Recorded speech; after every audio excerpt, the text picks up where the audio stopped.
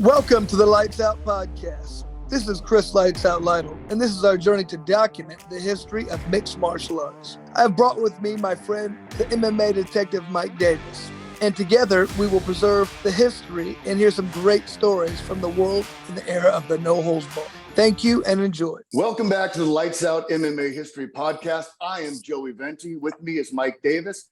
He is the MMA detective. I am a broken down old fireman, and we're breaking down another chapter in the big book of MMA history. Our guest today is one of the pioneers of MMA in California, a veteran of the UFC, Bellator, the IFL, and a former King of the Cage champion. The original face of the famed Tapout clothing line, Mike the Joker Guymon. Thanks for being here, Mike. What's up, guys? Thanks for having me on. So, Mike, you had you had a very good run. Like you got your hand raised in the UFC, which puts you in that 1% of the entire world in regards to ability. But when you stepped away from the sport, you really, really closed that chapter. Would you mind telling everybody what you're doing right now?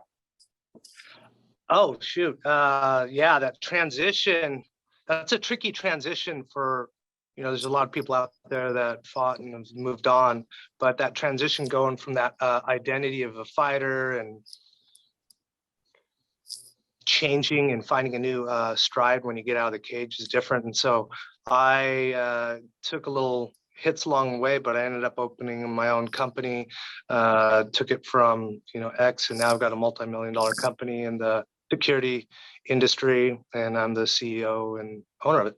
I have a partner, Mike Winger from the Orange County Sheriff's Department, came across, and we started this company. It's been a ride. Well, here, let's give a plug. Would you mind giving your company a plug? Oh, MX2 Global Protection. Look us up. Go online.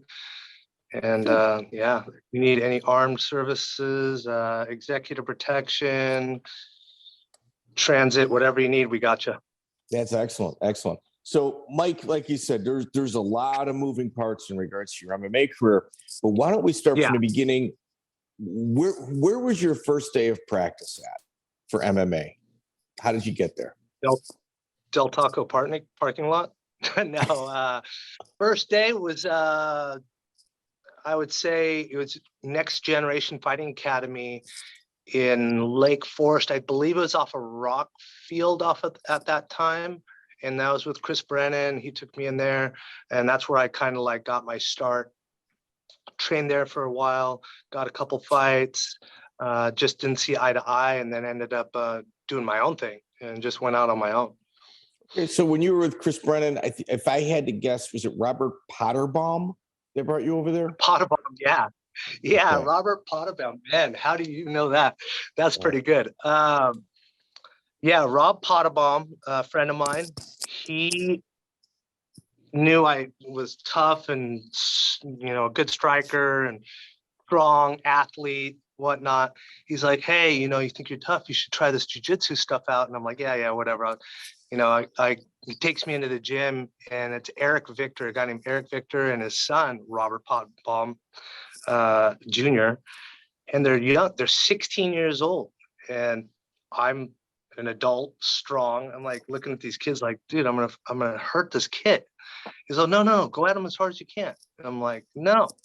And Eric, and at the time, Eric Victor looks at me and goes, yeah, man, go as hard as you can. It's okay.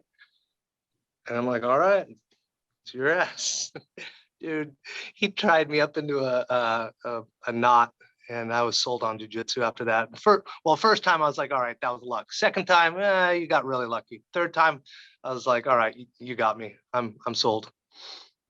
So that California scene was pretty crazy. And did you know Robert Emerson, Ian McCall? Did you know that whole crew also before you started MMA?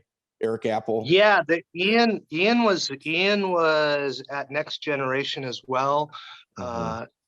His brother Bradley. It's a wild group, and they were I was South County, but they were even further South County than I was. Like Robert's a freaking beast. That whole crew is wild. All those guys down there, all that crew, this South Orange County crew. What am I talking about? North Orange County, all the guys in Huntington Beach, Tiki, Rob, just a bunch of murders. And if you look at it, like if you really look at it, like there's a group of people that you hang out with in high school, and if four of them make it to the UFC, it's like, wait, what? It means there was a special group of guys that had a skill set that many did not possess. 100%. And here in South Orange County, where we live, is like you're sheltered. Everybody's driving the nice car, dresses nice. You don't have that gang element, right? Where, you know, some kids are like, oh, those are pretty boys over there. No, freaking some tough kids all around here. And like you said, that stat alone there tells you something's a little bit different. Did you ever hang out with them in high school? I know they had like a little gang. No, never. Okay. Yeah, no, never hung out with them in the high school at all. In those days, I was a little bit older than them, but I knew what was going on. I knew that group, and they're all tough. They're tough. Legit. Yeah, Very legit. Yeah, we had Emerson on. We've had Ian McCall, Eric Apple, obviously Chris Brennan as well, and that entire California scene was just different. It was different. Yeah. You know, it's just, I mean, different. There's good different and bad different within it. You've got, Justin Levens committing suicide as a friend of mine, trained with him, Eric Apple. Then you got Jeremy Williams committing suicide. I trained with him, friend with him.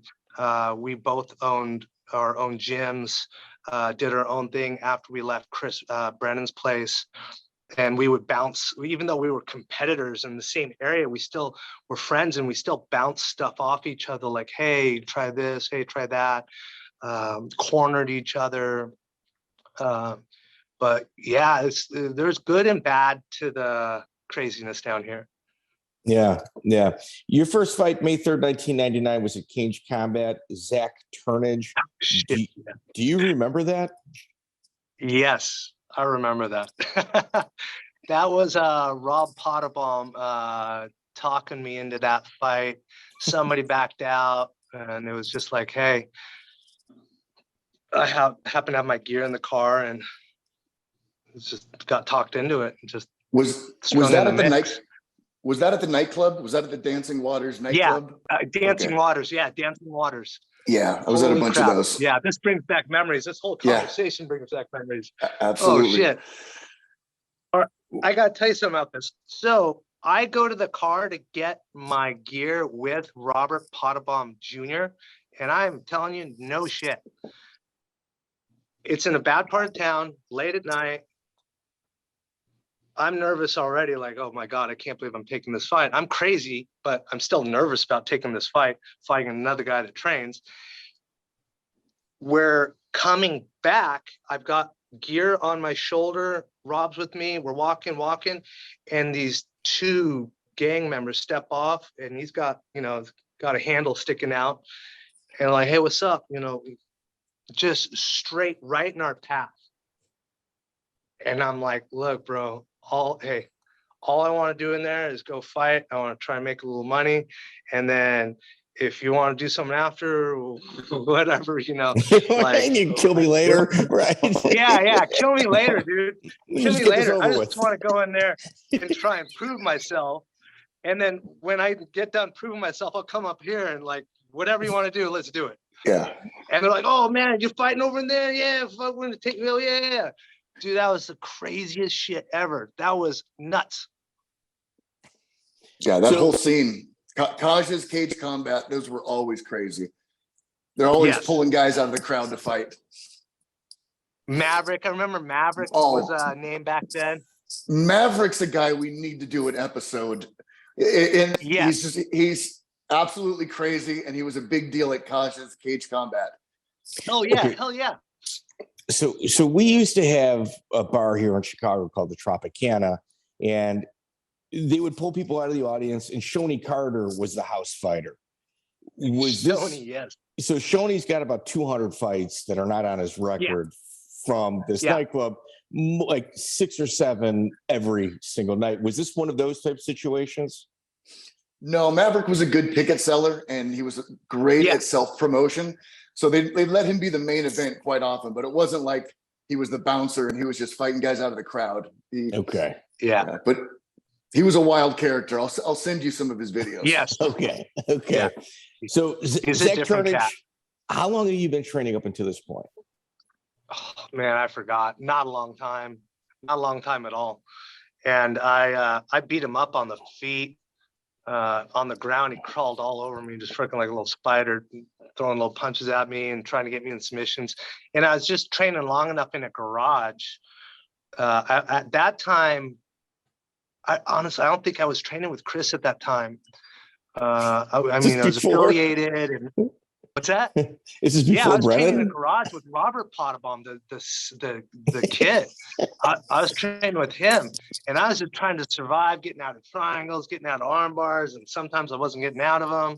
And that was And after that is when, like, Chris is, I believe that's kind of, I blocked a few with my head, but I want to say that's when I started really training with Chris, was after that fight. And I was like, wow, I think I impressed Chris enough to say, hey, come on, and come over here and train with us. But it was nuts. I can't believe it was probably like a real bad life decision that worked out for you at that point. Yes. Actually, all MMA was a bad life decision for me. That somewhat worked out for me. Well, here, I can actually further that. Your second fight, Ultimate Athlete 2, Eric, was it Duos?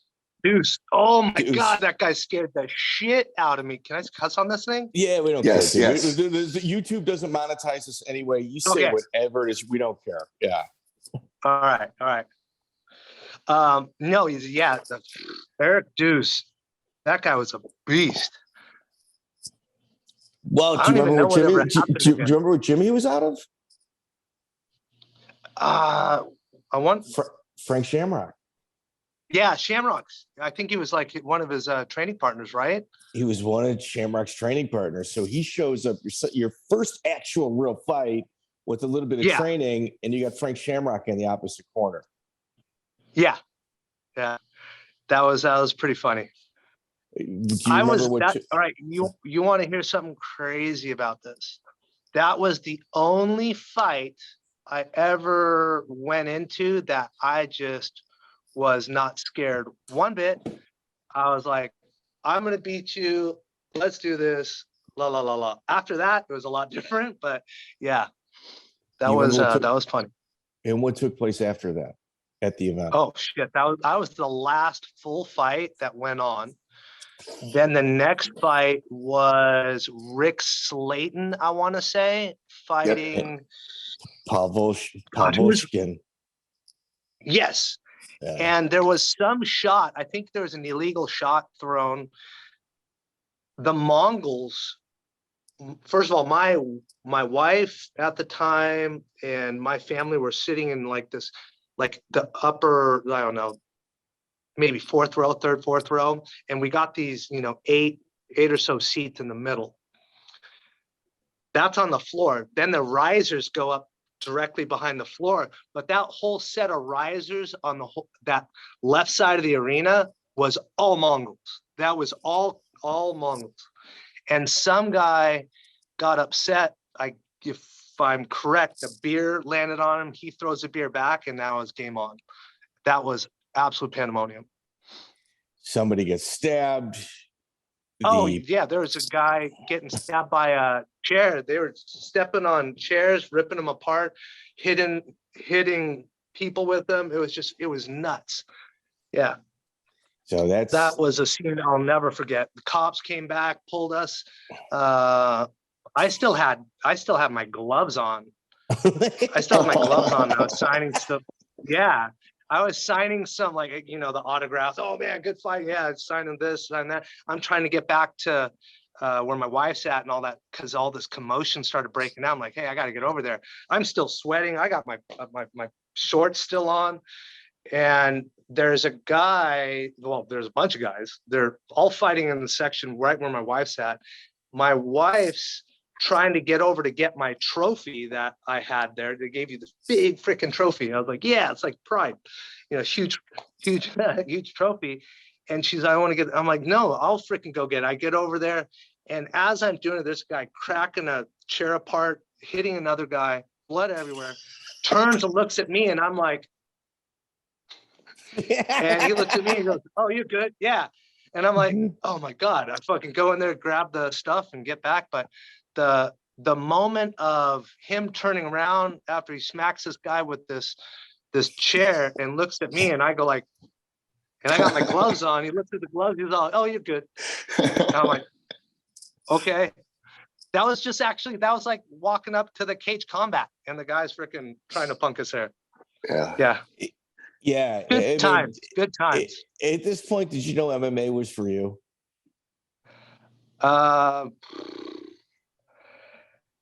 Yeah, MMA. I look back at my journey to where I'm at right now and what I've accomplished business-wise and what I've been doing. And I think about the toll it's taken on my body.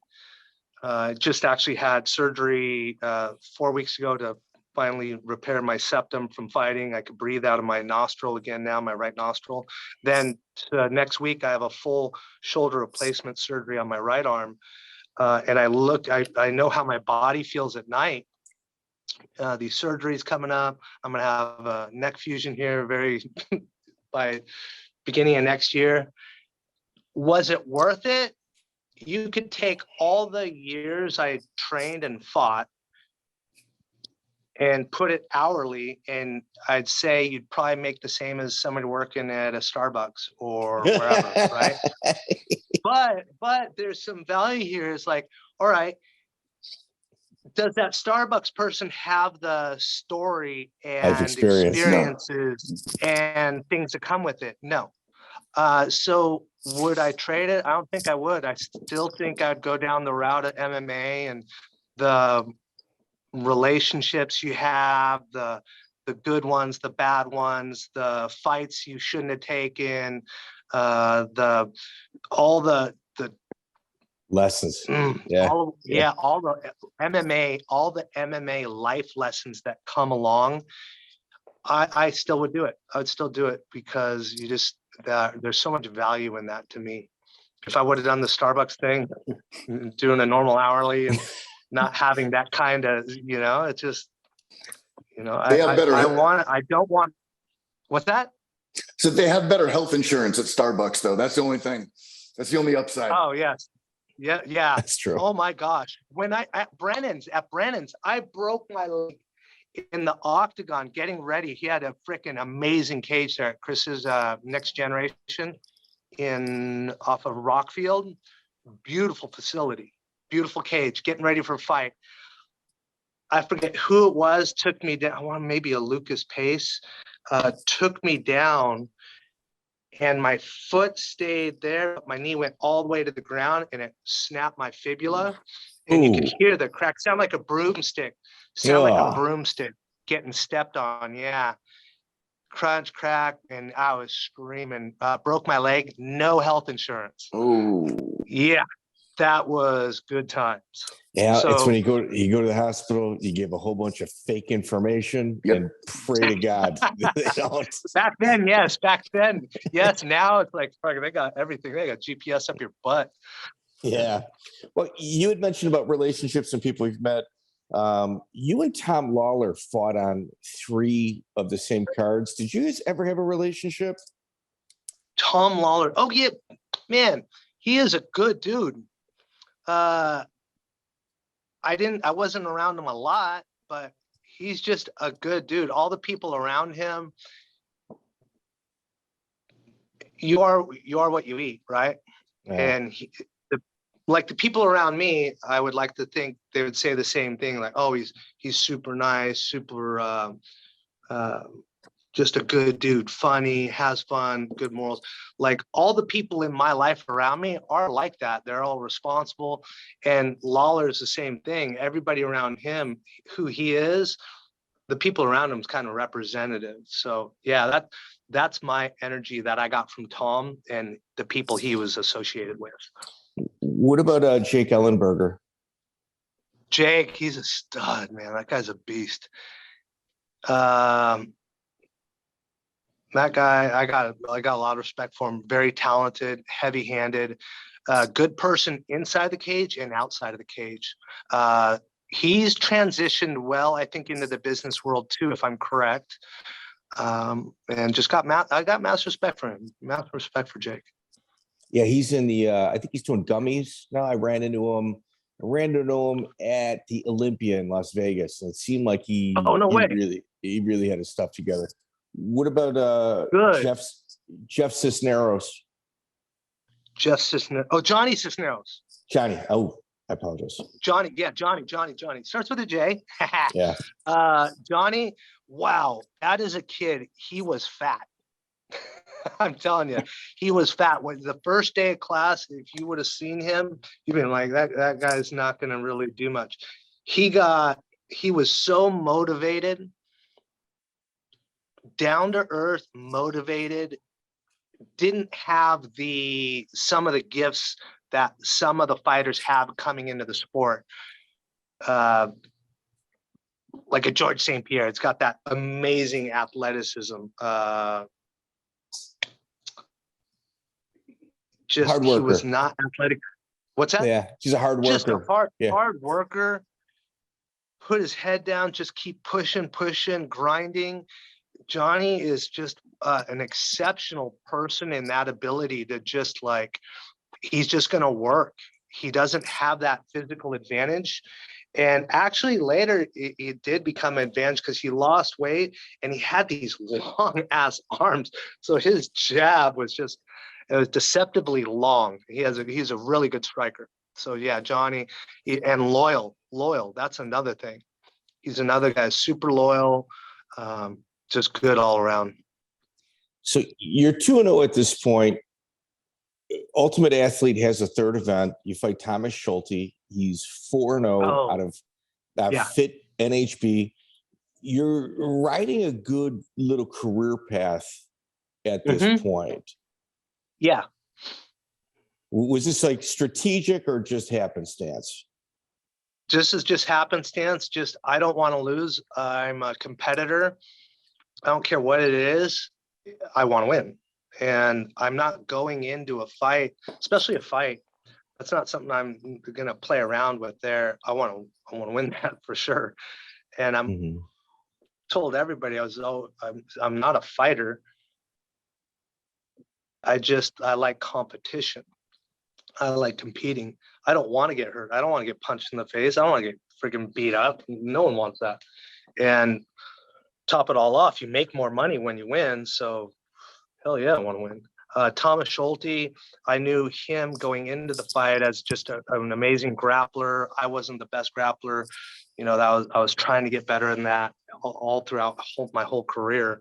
But I was with Brennan. We went out there and fought this kid, Thomas Shulte, and I was afraid of the altitude because we fought in Denver, which is the most miserable place ever. If you do MMA, never go there to do MMA. Never go travel from where you live in Orange County and think you're going to do MMA or some sport cardio related event.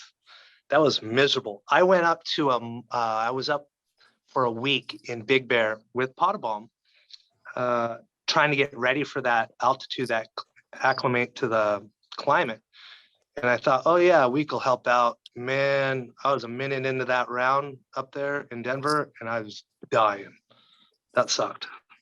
I won the fight, but that sucked. Just to put a footnote, the UFC had an event in Denver where there was 6 heavyweight bouts on it, and watching that card crash and burn was amazing. And anybody with any common sense knew you shouldn't be doing this. Ben Rothwell fought on it. It's amazing. Yes. Yeah. One of the worst UFCs ever, not because of talent. It's just everyone gassed out. Here's a story that this Shulte one is a particular one. I even forgot about it, not until you brought it up. But I was I was hitting this kid so hard with these shots from the top, just boom, blasting him. And I was fending off submissions. And I hit him so hard, but I was so tired and I was so gassed. And I would stop moving because I had no air. And I was like, how is this kid still moving? And he's moving around. I freaking referee finally stop, pause, get up. I get up really slow and I like putting my head down, walking over the corner, trying to take my time, trying to get some breath in me. And I turn around and the ref's like, come on, turn around. I turn around and I'm looking at Thomas. He's still on the ground. He's still like this. And he's trying to get up and he's sitting there. He looks at his hands. He's like, no more. And I was like, oh my God. All that kid had to do was stand up and I would have fucking fell over and he would have won that fight. You would have tapped. Dead serious. You would have tapped. Never mark. That's it. I would have lost. This guy would have lost for sure. But that's hilarious. That's how I got that win. Yeah. Denver's a beautiful city, though. Yeah. Beautiful. Absolutely beautiful. Fucking terrible air. Yeah, for sure. All right. This is at the point of the interview where, man, brother, you're riding high. Everyone, you got your little hangers on. Everybody's in your ear right now. You hooked in with you hooked in with King of the Cage for your next bout, and they do you no favors whatsoever. You think? Diego Sanchez I stepped up is your on that opponent. one. Yeah. Was this last minute for you, or was this something that you knew you had coming? This was more a last minute-ish thing. God, I don't even know how that all went down. I remember getting ready for that fight in the hallway. Did they use their King of the Cage name to kind of lure you over a little bit earlier? I think I think a little bit of I think maybe ego in there, stupidity, ego, stupidity. A little bit more. I'm trying to think of some other things to put in this equation, and like a dare or something like that. But no, that was a ridiculous fight. Well, that was supposed to be a Jeremy Williams fight first, correct? I think it was. Because took it. I was at Sin City and I was seated next to a couple of guys who said they were Jeremy Williams' cousins, and that he had announced a retirement like out of nowhere. And that you stepped up and took the fight. So I don't know how last minute, but I know it originally it was supposed to be his night. It was pretty last minute. Yeah. It was pretty very much last minute. But were you training? Were you training with Jeremy at this point? I trained with him. Yeah. We trained at Brennan's. Just a fucking amazingly gifted kid, and I just terrible how that all went down. But Jeremy, I think he was supposed to take that fight, backed out. I took that fight and it went the way it did. I knew Diego wanted to shoot in and I was like, all right, only chance, try and kick him in the head as he comes in. I just missed it and took me down. It was all over me like a freaking cheap suit. Matt Hughes was there. Oh yeah. Matt cornered me. I think, Matt cornered me on that fight. Okay, dude, Joey and I were going back and forth on this. We couldn't figure out why Matt was there. And we're like, Joey's like, well, look, he's invested in the fight and we're watching it. We're like, yeah, but like, where? Tapout. Did you ever train with Matt Hughes? Did you train with Matt Hughes or was it? No, we're all just friends. We're all friends. We all, going on the road and stuff like that. UFC fights. We trained backstage with. I trained back with some of the guys. If he, was fighting, you got all your crew there with you, getting ready, helping you get ready for the fight. Well, we'd all train together on the side. I'd be. Let's see, Matt. Who was he fighting? I forgot. I was laughing my ass off. It was Tony Fricklin, Matt Hughes, Jens Pulver, Tim Sylvia. Obviously, Pat was there. I was rolling with, in the picture, I have a picture of it somewhere in my memorabilia over at my ex-wife's house. I have still a little bit left, and I believe this picture's in there, but there's a picture of me and Tony Fricklin, and I'm like sitting up, and Matt Hughes is coming by.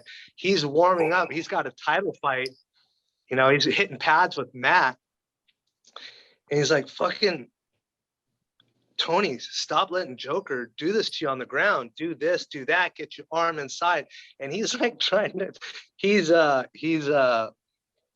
getting all worked up about me going with Tony Fricklin, and he's got a title fight.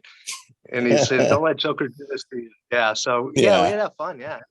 Yeah. He was there cornering me, and it was cool. Okay. So this was probably the biggest card that King of the Cage ever put on. This Sin City. Yeah, I mean, this was King of the Cage's big push to compete with the UFC. Just looking at the Jeremy Horn, Vernon Tiger White, Dan Severn. Yes. There's a lot of former and future UFC guys on this card. Like, it was a huge deal for people that don't know how big a deal King of the Cage was at this point. Yeah. Hall of Famers on that card. Yeah, that was a huge one for them. For sure, that was a huge one. Well, I think we'd be remiss not to ask about weigh-ins with Diego, face-off with Diego, pre-fight hotel run-ins with Diego. There has to be something there. No, I didn't have anything crazy with Diego. Ended up sponsoring him after the fight. I said, hey, guys, we need to sponsor this freaking kid. Because you had Jardine. Who else was there? Oh, God. He was over at Greg Jackson's. I'm okay. Is he's talking about Joey Villasenor? Joey Villasenor. Yeah. Yeah. He was there. Jardine. And it was like, yeah, we got to sponsor this kid, blah, blah, blah, blah. We already sponsored Jardine. I think we sponsored Joey already and started sponsoring Diego after that. So Diego is intense, and he's always been that way. It's not an act. And his first day of practice, he's acting the same way as he does today. He's a different cat. Do you guys know anything about Luke Cummo? Of course. Yeah. I that's the kid I am curious about, because when the Ultimate Fighter, I want to say the second season, I was sequestered in the Grand Station Hotel. That's one of the Zuffa. Yeah, the Zuffas. Places, Yeah, right? Yeah. So we're Station casinos. Yeah. Right. Okay. So we're all sequestered there for a week, getting ready and doing the interviews for Ultimate Fighter. And Luke Cummo was with me. That is the only guy I could think of that I've been around that it was stranger than Diego.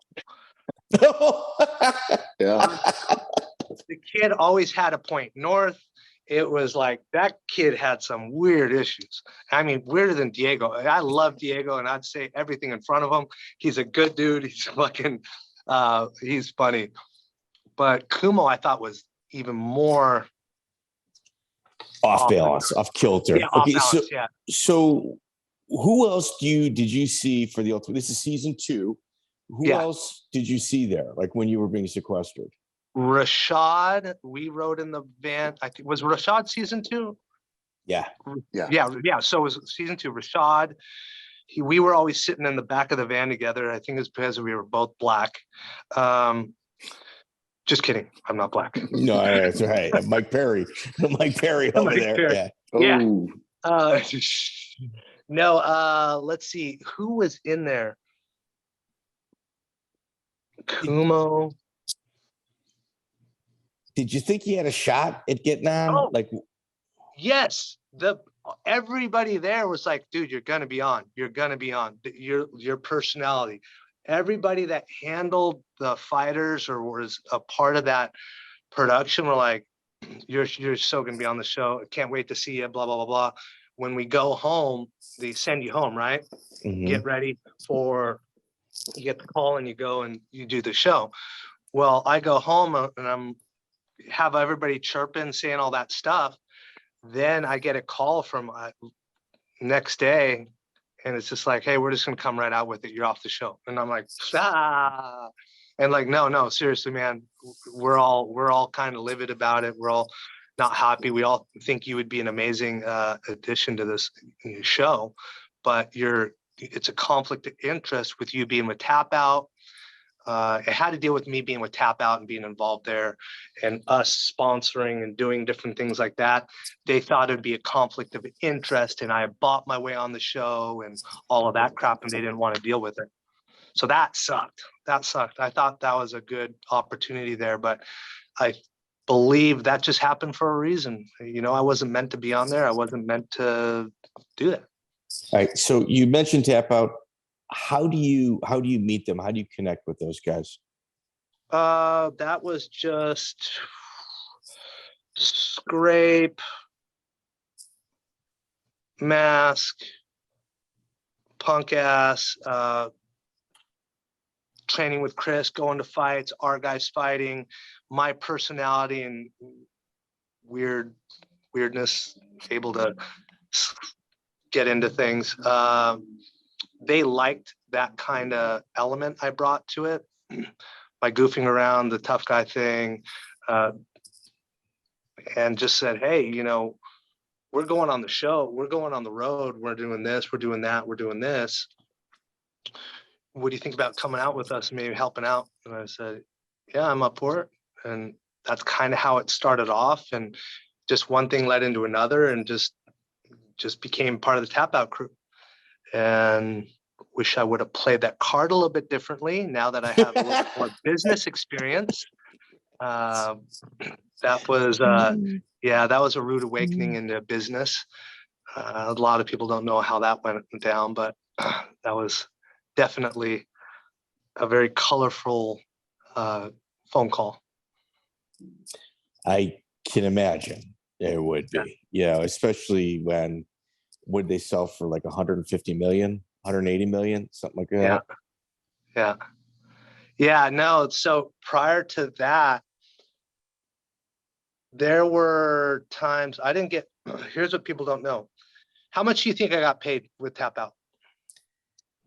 Well, I know you sold their merch, correct? Yeah. So you'd go to this is what I know. You went to jiu-jitsu tournaments. I'm being honest right now too. Okay. And there's going to be people, and there's people that are going to come out of the woodwork for this one.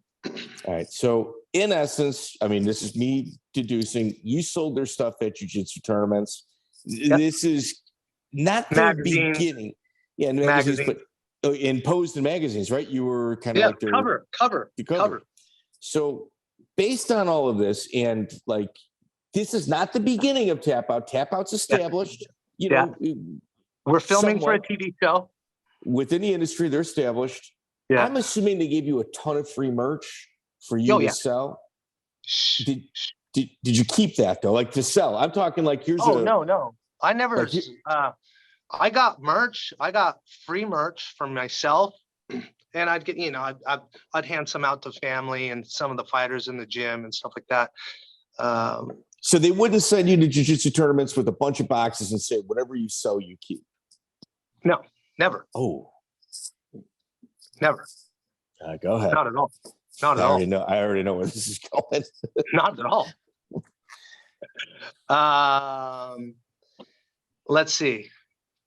We're to the point where we're filming for the pilot for the TV show Tapout.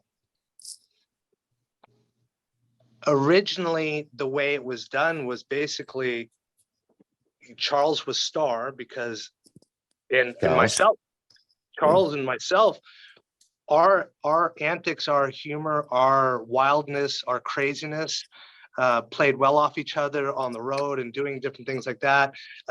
He was setting up, what he was setting up with the business deals and getting that stuff. Scrapes in the back end. He's doing the, orders, putting them in boxes. Dan, same thing, phones, that. I was training, fighting, doing my gym. Then when we went to make appearances, I would do those. I wasn't getting paid. I only started getting paid in the last part, only going to a UFC event, $100. Oh, wow. Now, here's another one. I've got too much pride. I've got too much, see, like now I can see all this stuff because I'm so comfortable with where I'm at in life and what I've done and what I've been doing. And also just don't care anymore. It's like life, world's still going to keep spinning. Sun's going to keep going up and down. It's like, you just got to keep plugging away at life, right? But maybe my story helps others learn so it doesn't happen to them and you do things the right way. And so for me, it's just like one time, it was a very vivid time. I remember we were at the Hard Rock Hotel. We had a UFC event going on. Justin Levens, I was training him. He got ready for this fight, fought, lost. I was heartbroken, right? Seeing him go out there and lose. I had shit in the bank and I had like no money in my pocket, and it pained me to go downstairs and like tap Dan on the shoulder. I'm like, hey Dan, you spot me 100? And he's like, oh yeah. And he's gambling, he's got all these chips, and he gives me $100 chip. I go to cash it out, and I'm going to cash it out. And then Charles comes up, fans out all these hundreds. Oh, fuck, I fucking hit it over on this and this. And I'm like, oh man, good job, Charles. And I like inside, I'm like basically crying. I'm like so upset. I was sitting up in my room, just like on the edge of the railing, just like, fuck, I don't care if I fall over this damn thing right now. And that's how I was like emotionally. I was just so upset. And then they're flashing this money, and I'm like, $100. And then it goes into, that story of when I heard how much we had made, and then what I was doing at the time, and all that. It just sucked. Where do you think that the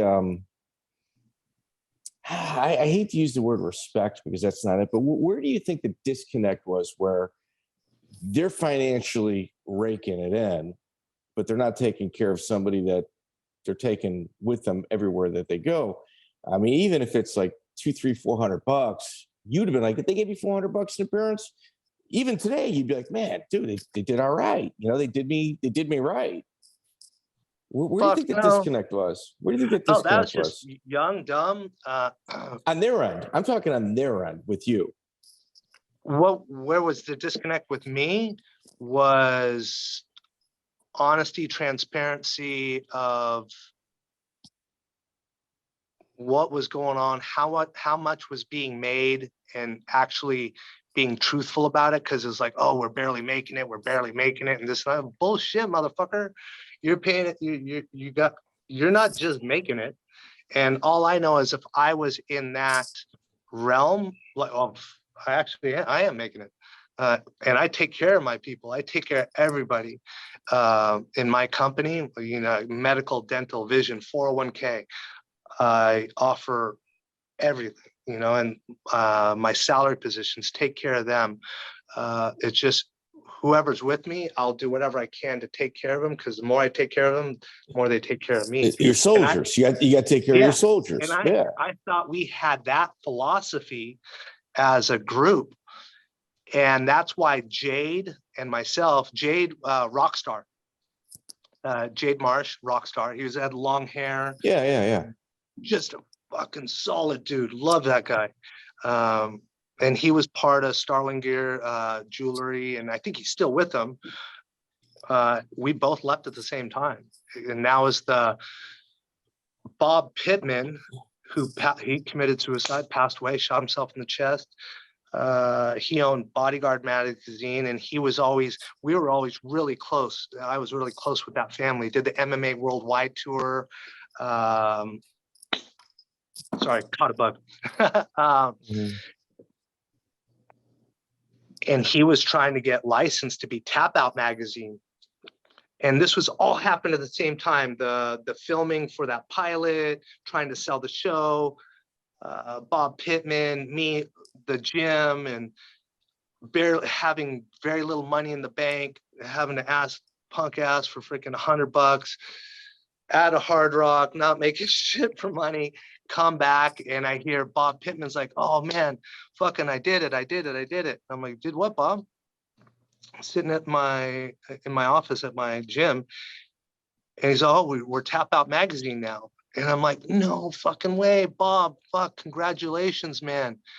I was so happy for him because I knew how hard he was working and wanted to do that. And I was just like, wow, it's good and be good for Tapout. You know, it's just more recognition out there, more name, more branding, more all that. So that's when I was like, oh yeah, we got to have a drink. We got to go celebrate with some drinks. And I said, oh man, you're buying though, because I'm broke. And he's all, fuck man, you ain't broke. I know how much money you guys made last year. And I'm like, what do you mean? He's all, oh, you made X amount of $1 million last year at Tapout. And I was like, what? That's when I Go ahead. everything that was transmitting.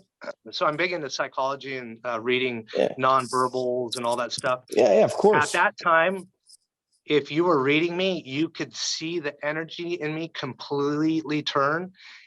Everybody around me, I just basically got everybody out of the gym, locked the door, and that's when I called and just said, I couldn't get a hold. I was trying to get a hold of Mask Charles.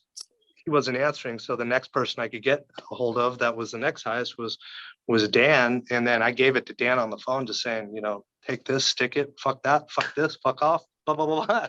Just shooting my guns off, and then hung up the phone. And but the funny part of it was like, oh man, hey, I know you're upset and all this stuff, but you're getting paid, you're gonna get paid. The deal's on my desk right now. You know, we sold we got the show. And I said, no, I shouldn't be getting paid right now because of what's on the table. It's the shit back there I should have been getting paid for, you know, and I left it at that. But yeah, and it's like, because at that time when I called and said that, the show, they had bought the Tapout TV show. But the Tapout TV show came out later because they had to reshoot the pilot because I was no longer in it, and I was a big part of it. So, oh well, wasn't meant to be in that show either. Well, for instance, like you got to take care of your soldiers. Like that's life. Tapout would constantly advertise, like, and I'm not going to say advertise. That's not fair. But in the Midwest, I mean, you're California guys. Mm-hmm. That's where their HQ is. Here in the Midwest, we'd always hear, man, they're barely making it. Why would they play that card even with somebody such as yourself? Like, I get it for everybody else, but why even yourself? Don't know. It's it gets to me. Everybody's trying to self-optimize, but I don't know. There's just Paul Buenatello has a story about Charles. Have you heard about the toilet paper story? No. You gotta get a hold of Paul Buenatello. I'll let him tell it. Okay. You gotta get a hold of him. He's a good dude. Short list. Yeah. Yeah, he's a good dude. I don't know. It's just I don't operate like that, so I can't even get in that headspace. I honestly can't. I just know who's with me and what I do. Like, I am extra giving. I am extra like trying to take care of the people with me, you know. My director of security, his name's Chris Leone at MX2. He's director of security. And Christmas, you know, he works his ass off. He's stressed out all the time, more so than I am probably. And my partner, Mike Winger, he's the back end. He's doing the insurance and stuff like that. Well, come holiday time, want to give him a bonus and, you know, give him a good present. Say, hey, thanks for putting in the hard work there. And we, you know, this last Christmas couldn't do nearly as much. And that broke my heart. So someone like on the Tapout spectrum of it, having that kind of thing, I don't understand it. I don't get it. You know, like on my perspective, from my perspective here, Chicagoland area, I don't know anybody in California like that. When I heard that they sold for, over $100.5 million, like I'm sitting here going, well, wait a minute. They're always crying poor mouth. You don't sell a company with books like, that look kind of like what they're advertising for that type of money. And then you're thinking, well, maybe they were in business with the UFC. Maybe there was like a back end deal. Like all of these things are running through my head. And just now I find out, no, man, they were always making money. Yeah, they were making money. They were making money. Yeah. You want to hear another one-off story that I don't think I've told on any media, I don't think ever, was when this Tapout thing, right? I left Tapout. The next day, I got a call from Sprawl, who was the next biggest competitor to Tapout, in my opinion, right, guys? Would you agree? For sure. Yeah. Yeah. Good Was board shorts. it Steve Marino or Steve Izzy? Steve Izzy and Steve Marino, both the two Steves. Love those guys. Steve Izzy, Steve Marino, if you guys are listening, I love you guys. Miss you guys. They called me up and said, hey, I heard a little birdie chirping on my shoulder, said this. I'm like, oh, you got a pretty good birdie there. But yeah, I'm out. And they're like, what do you think about maybe, doing something for us? Since we're on the East Coast, you're on the West Coast, maybe you can handle some stuff for us out there. I said, I'm up for this. And so that's how I got in with Sprawl. And that is the time when Matt Serra was Tapout. And then Matt Serra switched from Tapout to Sprawl and fought George St. Pierre and won the title. And that was a little magic of mine that I did with Matt Serra, turning him into Sprawl with us, with Steve Izzy and Steve Marino. I will tell you, I thought that the Sprawl board shorts were so cutting edge and unique. There was love in that product. Yeah. It was sad. It's sad for me to see that they're no longer with us because it was friggin' cool. Yeah. That was like the one product that was actually cool. Yeah. I like this. Gonna sound weird, but the grip in the crotch area, fucking marvelous. So you can't get an arm. I loved it. It's even like mimicked in like certain jeans, say like the weightlifting jeans that they have. It's the same like Sprawl type idea. It's just being used differently. No, I got a lot of respect for those guys. You had mentioned Jeremy Williams. Would you describe your relationship with him?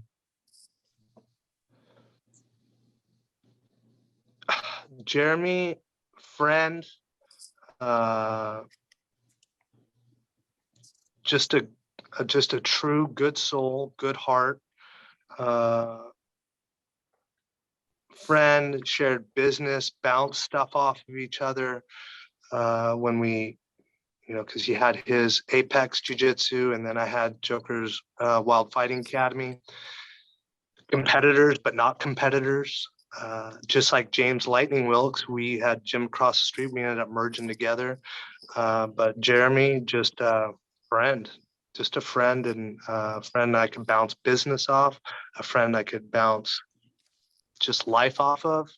Very spiritual, giving,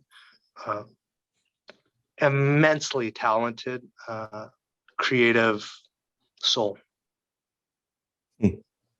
Yeah. Were you surprised when you got the news of his passing? Devastated. You're like the third person. You're the third person that we've interviewed that has said that about him. Like shocked. Yeah. Couldn't believe it. Devastated. Like, wow. Would have never thunk it in a million years.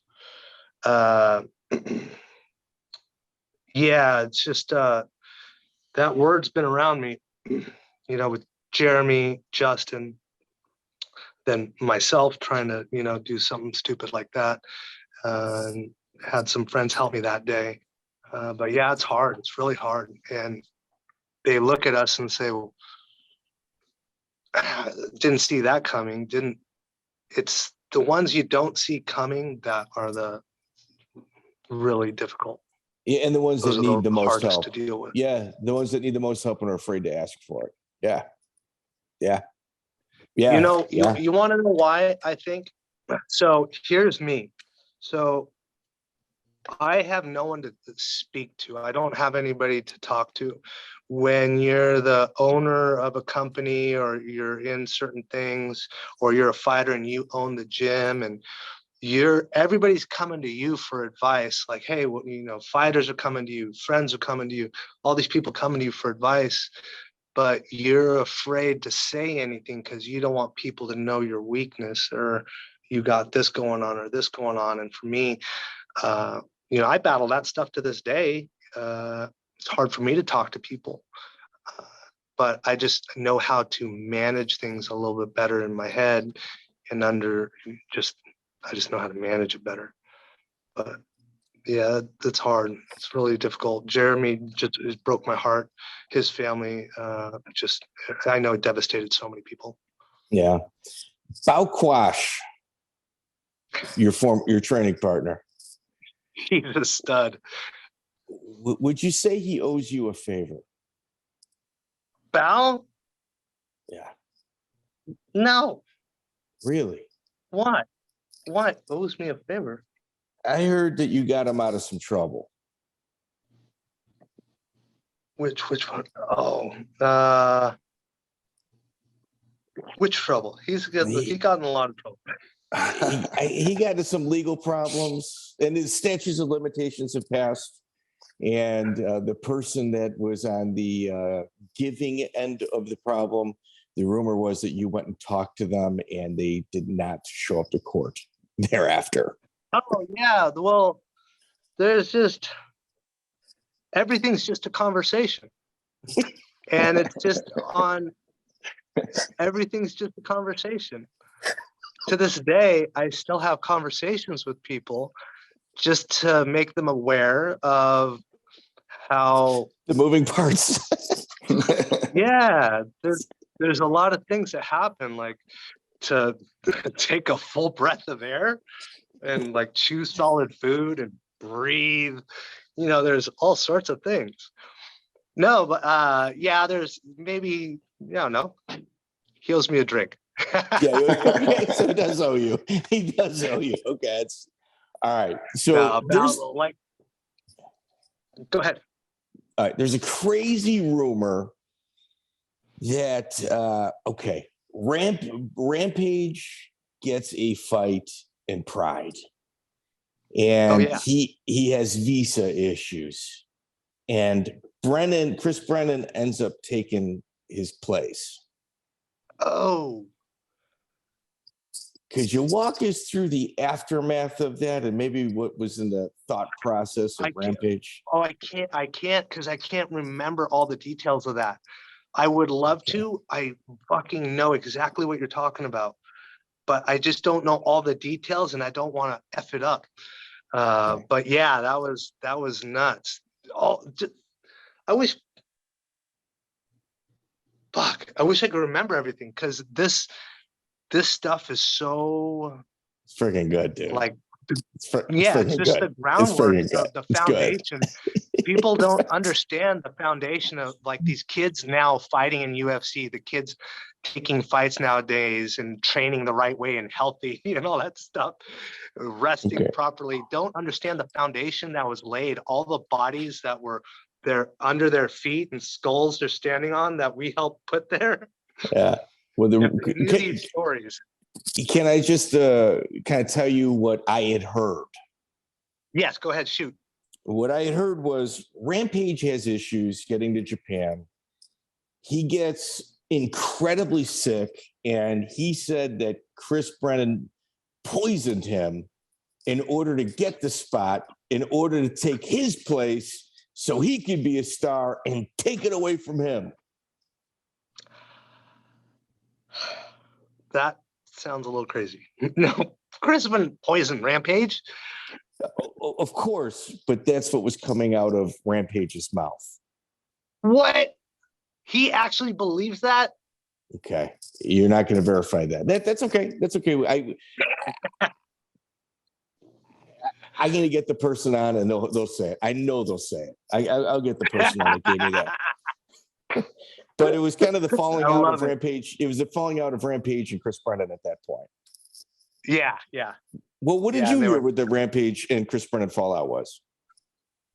It was that Chris took his thunder and trying to take his thunder and take the spotlight and whatnot. That's okay. What I heard. Okay. Rafael Torre, did you have any dealings with him at all? Rafael what? Rafael Torre.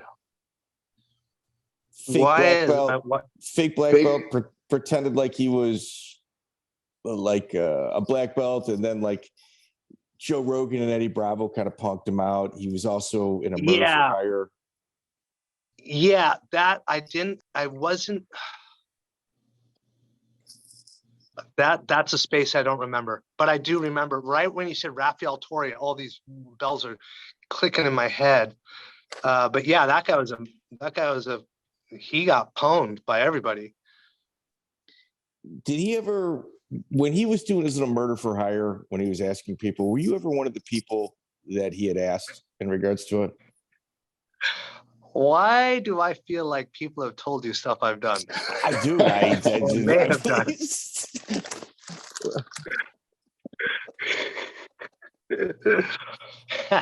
I had the conversation. These. The kind of a joke is Mike Donovan. People are like, Ray Donovan. Have you heard of Ray Donovan? The show. Yeah, the TV show. Yeah, the TV show. Well, the joke with Mike Donovan. There's a guy I had one of these conversations with in a location, and it was not too long ago. It was within the last couple of years, I would say. And it's just like I got this guy in a kitchen, cleared everybody out in the middle of this nice, beautiful house. Everybody's out, and this guy turns around. I'm just sitting there, and I'm telling the guy, like, I used to do some terrible things. I used to be this guy, did some very terrible things, and you're gonna make me be this guy again that I don't want to be. And so it comes back to, I'm thinking back to what stories you may have heard, and it was that in my head at the time. I was like, man, somebody's gonna. Right. Okay. So it was, and I'll tell you what, Gerald Strebendt. Gerald, fuck yeah, he went in for murder. Yeah, Gerald, fuck, I forgot about that. Is he still in jail? Where is he? All right. So he didn't go in for murder. In essence, he went in for sexually grabbing one of his students. However, and I need to make sure that this point is heard. Not only did the case get thrown out and reversed, but the police officers that were involved in that case absolutely acted in bad faith to do that for him. Whoa. Yeah, it ruined literally they tried to ruin his life. He did have a murder case with a guy like in a highway incident, but after that it was like more of an extortion than anything. Wow. And it was like at class. Poor dude. Yeah, no, he got fucked really hard. And I like Gerald. That changed your whole life. Yeah, big time. And go ahead and erase those articles. Go ahead. You can't erase it out of people's heads. No, and it's online. You're never going to get rid of any of that stuff. Never. You can't. I like Gerald. Like I don't know him, never hung out with him. I've had 2 conversations with the guy because I was in interviews. He saw the interview where we had like conversations about it. He corrected me. I looked at the paperwork, physically saw it. He's not lying. I like Gerald Strebendt. I got no issue with that. Damn. King of the Cage, James Joe Franey. You get past him. Obviously, another knockout. Ray Perellis from the Tribal Fight Club. Yep. Beat him with the triangle. In your corner, you had Cub Swanson. Did I have Cub on that one? Yes. Yeah. Cub, he's a good dude. Fuck. Such a talented fighter. I had the fortune to be around some really cool guys coming up in the sport, I feel like. And I feel like I optimized that little component I had. Because I didn't have, after I left Chris's, I didn't have an instructor. No one taught me anything. Everything after I left Chris's was everything on my own. My jiu-jitsu, my wrestling, my striking was my striking. And all I did is pick up stuff from guys along the way, other fighters, like training with Matt, Hughes, Horn, Randy's place, Liddell's place. Like, it didn't matter where it was. I had access to the backstage pass to all the fighters, the best camps, the best fighters. And that's where Chris and I think maybe, I don't know. I love Chris. We got in a bad spot, not seeing eye to eye, you know. Yeah, I think conversations would be different now if both he and I spoke. But at that time, I was with Tapout, and I had these backstage passes to all the top people you see in the sport, in the UFC, all over. I've got them, and I'm training with these guys. And then I come back to our training camp, and I'm excited, going, "Oh yeah, I learned this from Matt Hughes, and and I learned this from Jeremy Horn." And I think that's where I should have been a little bit more, I don't know, a little bit more smoother, tactful in how smoother. Yeah, and I could see how it would disrupt things. And so I see where I have fault there for sure. And that time, you know, being a different type of mindset of who I was at that time, you know, and I was like, "Oh, F you, and I'll just do my own thing." And that's what I did. Prior to this, Justin Levens was giving you a really big pep talk. You could tell that you and Justin, you guys really had a bond. Yeah. Justin, we both had some of the same little demons in our head, same little, we could relate to each other a lot. And I don't know, those guys, it brings up so many memories. I can't believe all the stuff you triggered in my head with all these different names you brought up, and it's just stuff I haven't heard in years, and situations and conversations just blowing me away. I'm just taken back. But Justin, that's why we had this very tight bond, because we knew we had this little tick in our head. Our hearts are solid, absolutely solid dark hearts, but solid hearts. It's just up here. We let this go a little too far sometimes, and it, you know, leads us to where it leads us. Were you surprised when you heard about Justin's passing?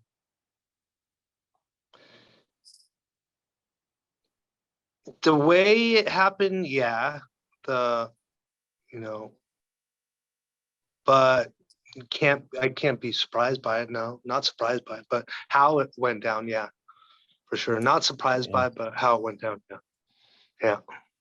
Yeah, it sucked. It sucked for everybody. Yeah. Like, I never met him. Good looking guy, super athlete. Somebody had an incredible presence. Like, you watch him talking to you, you can tell somebody like that just commanded people's attention. And that was a sad day for everybody, man. Yeah. Just any of these situations we talk about, like when it comes to suicide and that stuff, I think it's just all really terrible in the fact that it's like we're making really bad decisions in the heat of a time period, and it'll all pass. Everything will pass. I've had some really dark times in the last couple of years. Business gets so stressed, money this, money that.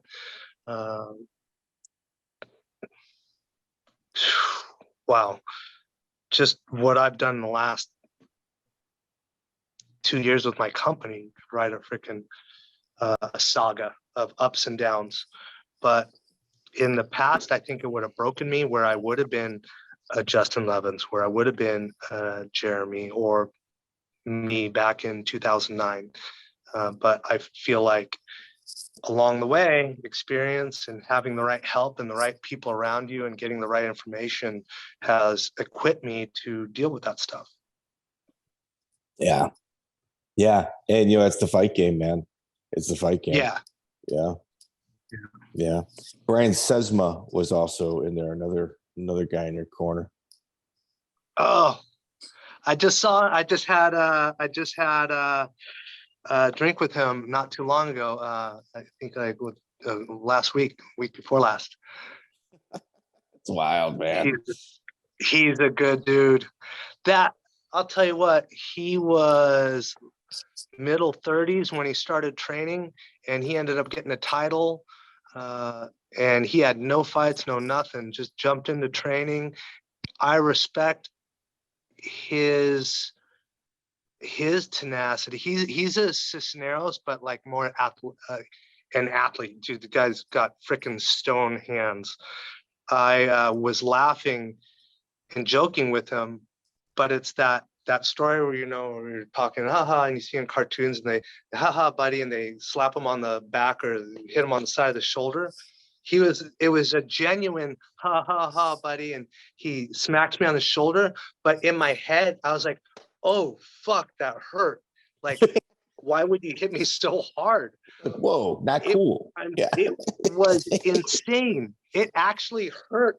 And I'm like looking at him like he's joking, and he just goes like this, and it hurt my shoulder. Like, he's that strong. Wow. So yeah, no, stud. At this time, you were also supplementing your training at Ruas, Vale, Tudo. What were those sessions like? I didn't train too much there, but that guy, he's another level. Like, that guy. You know, Marco is another level. That Pedro's Babalu just got another level. A cuckoo for Cocoa Puffs, for pain, and he's on another dimension. That guy. Chris trained there, and he would be crying. The insanity. That guy is. What about Babalu? Go ahead. Babalu. Another guy. I trained with him. He would be over at Joker's Wild Fighting Academy, my gym. He was there. Just another dude. Those Brazilians, those are some tough freaking Brazilians. Nothing but respect. I got respect for them all day. They earn it. Those guys definitely have earned it.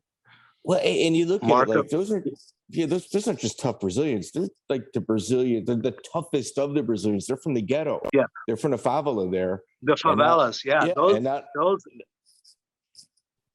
Now hanging out in California, and you get to kind of see what kind of hard human being gets made in the favelas of Brazil.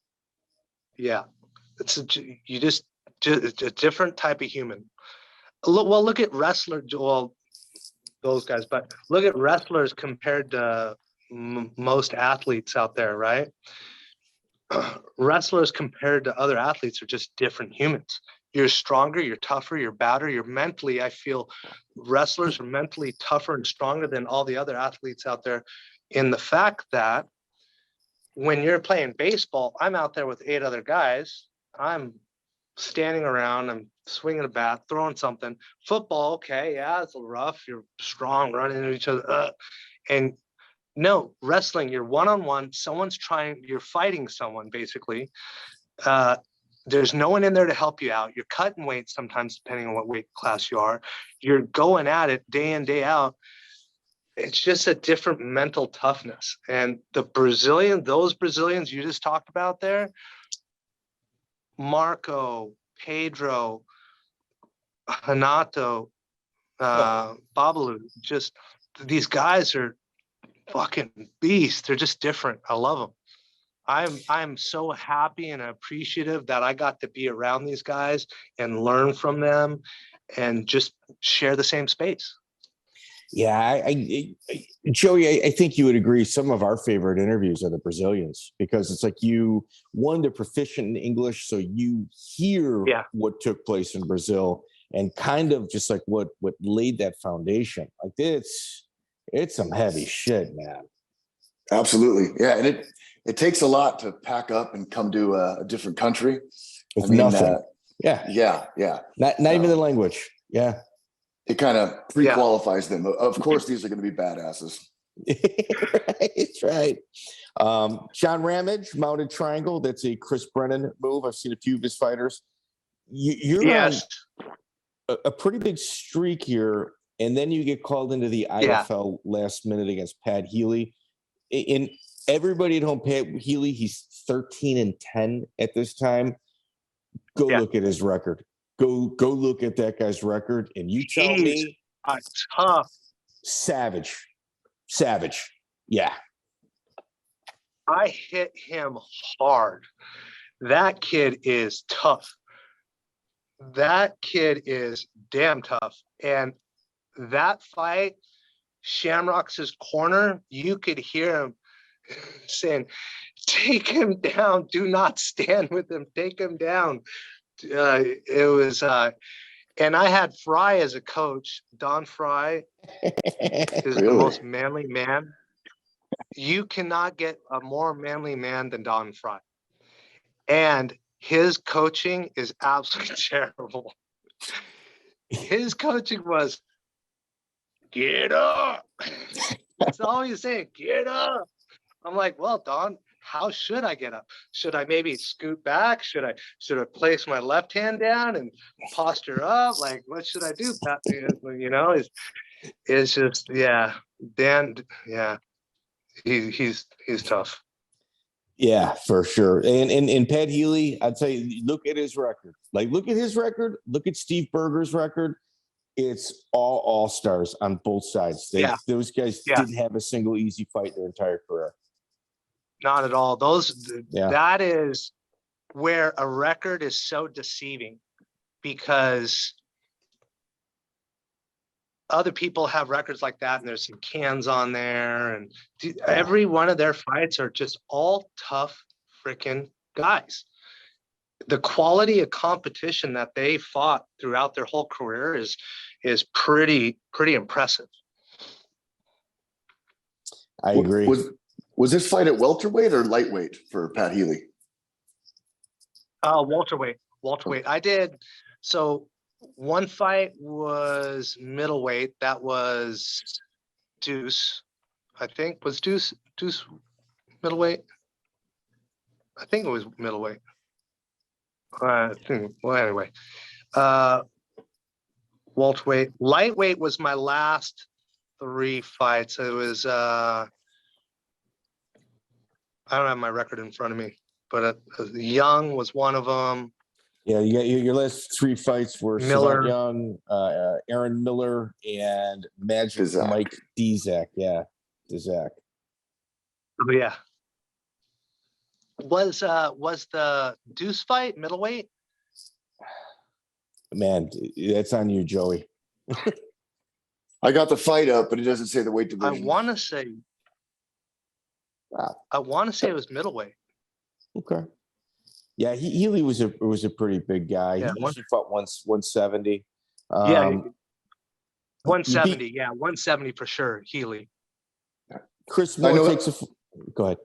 No, I know Healy fought both. That's why I was asking, because I know he fought 170 and at 155. 100%. Healy was also in the IFL system, right. So it's not like somebody that they're pulling out. So I think he was firmly in at 170 at that point, but that's my memory. I know I saw him fight a few times in the IFL. Yeah. But you rack up wins against Chris Moore, you bounce back with a KO, and I think you broke your hand against Pat Healy, pounding on him, and it affected the rest of your fight. You lost that fight by split decision. Am I right or wrong on that? Yes, that sucked. Yeah, right. Okay. Yeah. Bounce back with Chris Moore. It's almost a year later. You knock him out. He took the fight last minute.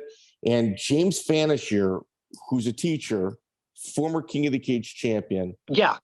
This is a big, big fight for you. Yeah, that was a big one. I don't even know what happened that fight. I literally just ran him over. If you look at that fight, he throws something and I just run him over, put him in the fence.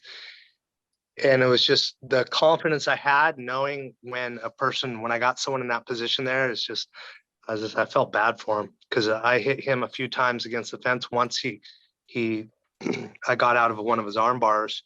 I hit him a couple times and he was just eyes were rolling in his head and referee was stepping in to stop the fight. And I was like, yes, got that. And I think after that fight was it? Come on. My title fight? Dude, Anthony Lapsley, bro. But the thing with Famisher. Oh, Anthony Lapsley, yeah. With Famisher, you couldn't even look him in the eyes when he centered you for the touch of gloves. You were down, you were up. Yeah, you weren't holding your cards real good. Yeah, I wouldn't look at anybody in the eyes at weigh-ins. At weigh-ins, I would never look at anybody. I was taught how to do because I don't know what it is, but I can't stare into a guy and do that. I just can't. James Wilkes. He's like, no, man, I have the same problem. Here's what you do. You stare right between their eyes. And it looks like you're staring into their eyes. And I'm like, really? And he goes, yeah, do it. And I'm like, oh, shit, it works. So then when I got in the UFC and all that stuff, then I started doing the stare downs. But yeah, Francis, like I'm looking up, looking down. I'm looking all over. I'm like Stevie Wonder. Yeah. Because it's like, I don't get into that. Like that weird Diego space or that Vanderlei Silva thing, because it's like, that's not my fight. My fight is this game I'm going to play here, not this square off. I don't know. There's weird psychology with me. Yeah, that's cool. Anthony Lapsley was the King of the Cage champion. He was 15-3, went by the recipe. Anthony Lapsley is it's like you had said, the brick and mortar, the foundation of MMA. And Anthony Lapsley's a bad boy. He's 15-3 at the time. Yeah. And he fought Slam Witherspoon, who's a friend of mine, Aaron Witherspoon, over, and he's from Oyama's, where Ian really, came out, right? And I knew how tough Aaron, he was, and Lapsley just went right through him. I'm like, fuck, I gotta fight that guy for the title. And that's where cycling helped me out a lot for that. But yeah, that was a tough one. He was a very strong kid, Anthony was. Cycling. At this time, I was with Munoz, Tim McKenzie. I had a murderer's row of people going after me in the gym, and I was working on my takedown defense, and he just took me down so easily in the first round. Within the first, 30 seconds, it was insane. So you're saying that jumping on the bike really helped you with your cardio? Oh yeah, I took him into deep water and drowned him. And that was my plan, and it worked flawlessly. Each round, I could see him falling further behind and getting drowned. I still cycled, like my baby is right there. And I would do anywhere from 2 to 3 hours of putting hard power out on the bike, anywhere 30, 40, 50 miles cycling hard. My heart rate, averaging 150 for that long, a high of like 170, 180 right in there. My legs just put out power. So at the end of the fourth round, fifth round's about to start, seconds are out, and we're standing there, and I'm popping around. I'm like I'm flying around. I'm like popping around, and I'm looking at him like, yeah, let's go. Let's end this fight. It's a good fight. And I could just see him looking across at me like, fuck, this sucks. Because I could just see it. I looked at him and knew I was going to win and knew he was broken. And I just went, I was like, I'm going to go 1,000 miles an hour on you right now. And you're done. I'm going to break you. I know you're broken. I'm just waiting to finally, And that's how I won that fight. Got him in an arm triangle, wound him down. Loved it. Well, you talked about the hardness of a wrestler. Anthony Lapsley epitomizes that. He is. Yes. I think he either took second. I want to say he took runner-up once or twice in the state of Indiana for wrestling. Went to junior college, had a big degree of success, but just it didn't pan out for him. And to break a wrestler, you leveled up. You really leveled up at that point. I was very proud of that fight and very didn't think I was going to be that guy.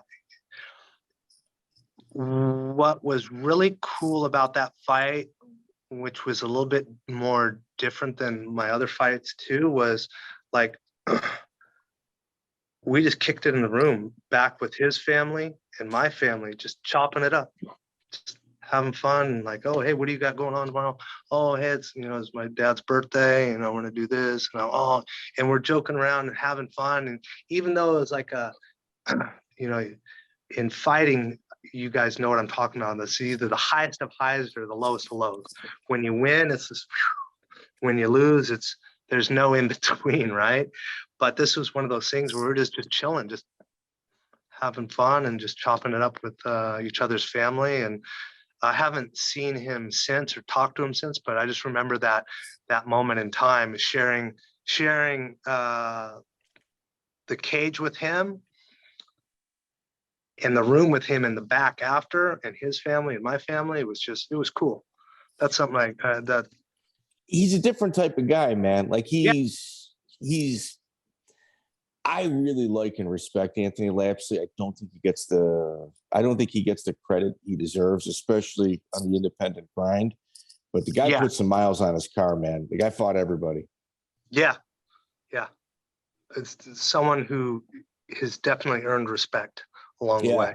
Yeah, he's one of those typical Midwest guys that you don't want to run into because they're a tough guy with a lot of fights. Yeah. And you're like, they don't break.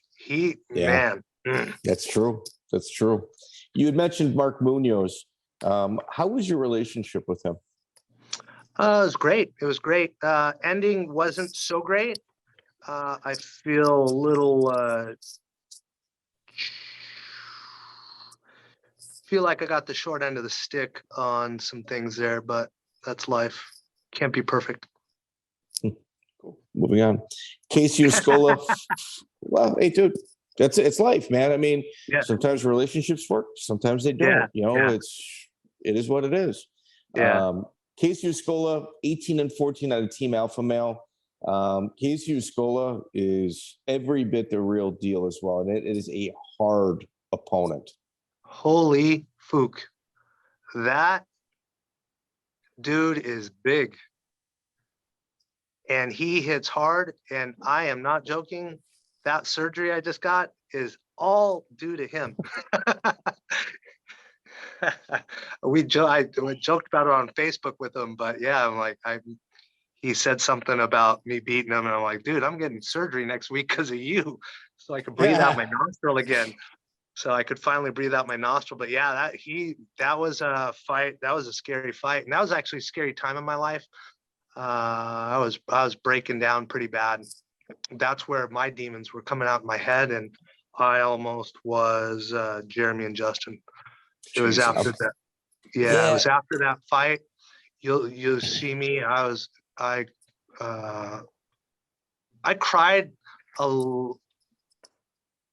after most of my fights.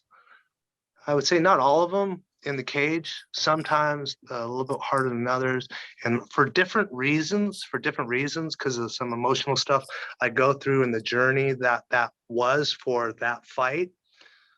Some fights didn't affect me like that, But that fight, if you look back at that and how I cried right there at the end of it, was you could see me breaking. You could see me breaking. I was breaking before that fight. I was breaking during that fight. And yeah, that was hard. And the next fight I go into is Mulhern, I believe, right? It was. But what was the foundation? What was starting to break you? Like, what was it, personal, or was it just everything? pressure? It was everything. So I have the gym, right? I've got to train guys. I got to teach classes. I got all that. Then I've got fighters getting ready for fights, getting them ready for fights. Then I've got my own self trying to get ready for fights and get, I don't have a teach. I've just trained with my guys. Then the home situation wasn't going well with Nicole, my ex-wife. We were sleeping at different ends of the house, and things weren't good there, and just had the worst stuff, all these issues going on at the same time. I just wanted to check out, and I was just tired of being tired. As you'll hear sometimes, tired of being tired. And the next fight was Mulhern, and that was after I had my, suicide. That's when I tried committing suicide, was just after Kyacey's. And I'll tell you what, I felt so bad for Quinn. I looked at him, and this was probably the most scary thing for him, was how calm and how seriously I looked him in the eye and just told him, said, "I'm just so sorry, man. I feel bad for you. There's nothing you could do, but I'm going to smash you. There's nothing that could stop it. I'm going to smash you, and you can't stop it." Well, here, let's recap. So Kyacey Scola, you win by KO. Quinn Mulhern is your next fight after into that. oblivion. He fought Chris Brennan, tapped Chris in the first round. Chris didn't land one strike, subbed my teacher, who I only had one teacher, and it was Chris, subbed him, and I was like, fuck, that's who I'm fighting? He's 6'3", really long, good jiu-jitsu guy. Great record. Yes, great record. I think he was undefeated when I was going to fight him. Well, let's hear. He's 8-0. Today, his last fight was in 2014. Today, he's 38 years old, and he hasn't fought since 2014. So you fought him in his prime. Wow, yeah. That kid, I respect him. I respect him a lot. Any of the fighters that go in the cage, I respect all of them. Some to varying degrees, depending on what you've done, who you've been with, around, all that stuff, friends, stuff.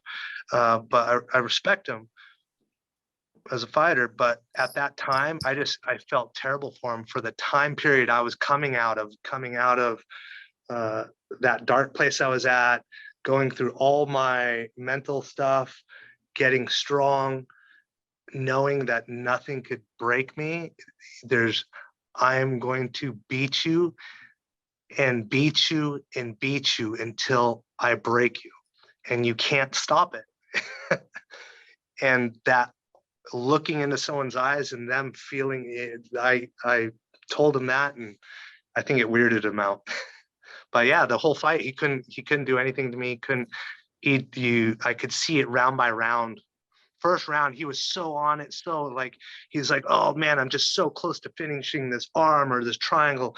I'm just so close. But there was never in any closeness for me. I was like, just maneuvering enough just so I could hit him, maneuvering enough just so I could hit him. And then I just want to see how much he could take before he broke, yeah. And I think one of the additional components of this fight was he's out of Jackson Wink, obviously a top-notch fight team. The second time you saw somebody from their team, so they knew exactly what they were going up against.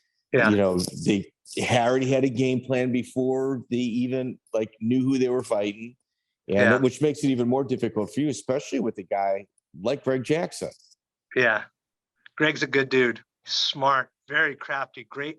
Probably one of the best game planners, strategizers, and how to pick apart opponents and what to do, how to fight them, where to fight them. And that fight, though, I was like, Greg, nothing's gonna work. You know, Nothing's gonna work, buddy.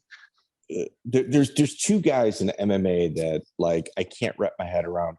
Robert Fallis never had a fight, never boxed, never wrestled, never did jiu-jitsu. In terms of competition, is one of the owners and coaches of Team Quest that commanded respect from that room.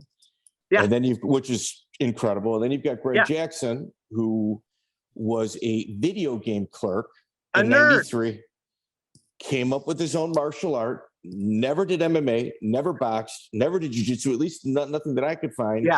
Created his own martial art. It was like YU Jitsu initially. And now he's got guys internationally coming to see him. Freaking nerd, but he kills it. Yeah, I mean, it's just the hardest way to get across that finish line. And those two gentlemen I just mentioned, it did. And Robert Fallis, another guy, took his life too soon. So it's just like it's kind of a reoccurring theme in this episode. After this, you had a breakdown and a standoff with the police. This is when you finally broke. Well, if you're comfortable. Oh, I'm comfortable. I'm all about helping people. I want to do, if I could help improve someone's life, whether like some of the employees that I have working for me, like, hey, if you want to stay with me and try and go as far as you can in salary position, whatever, right? Let's go. Let's go. Right. If you need to use my company and get you by to make ends meet, to get to a better part in life, hey, let's go. You need it? I got you. I'm cool with that. But for me, like the depression and suicide and in that time of my life, if I could help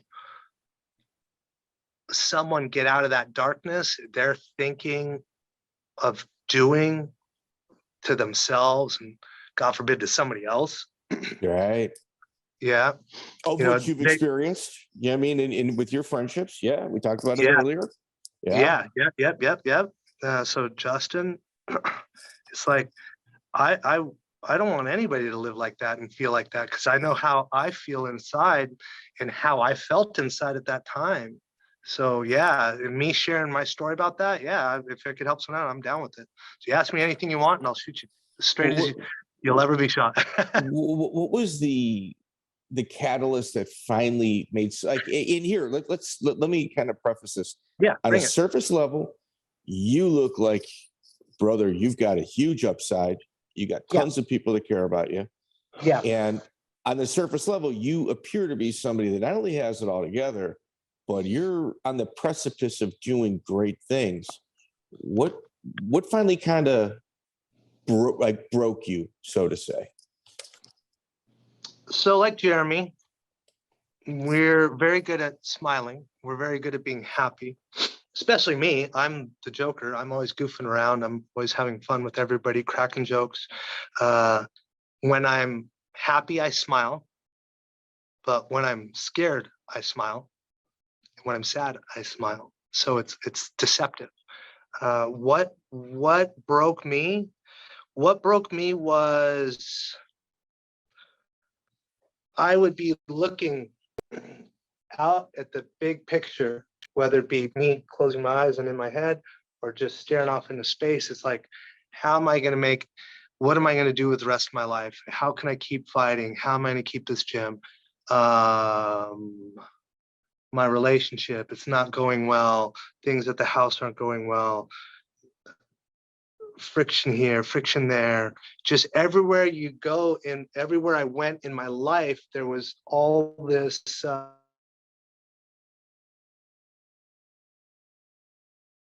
got a phone call coming through there.